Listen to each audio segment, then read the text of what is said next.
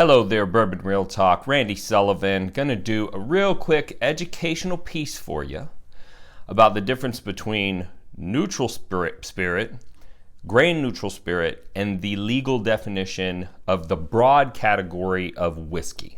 Okay?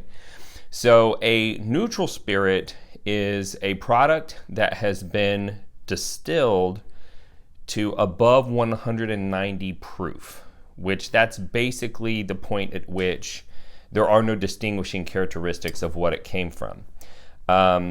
It can be made from any product, which a lot of people don't know this, but there are places in the world that distill cow manure because there's a little bit of sugar in there, so they can put yeast in it, they'll produce alcohol, and you can distill that. And what comes out the other end, a neutral spirit, it doesn't matter what it was made from.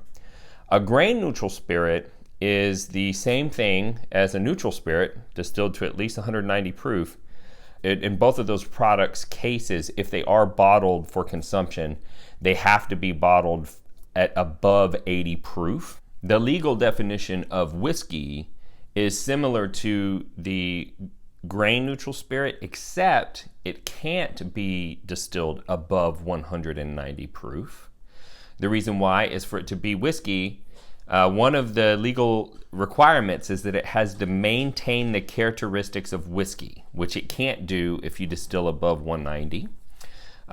It does have to be stored in an oak container, with the exception of corn whiskey, because it can be sold unaged as whiskey, and it has to be bottled at above 80 proof.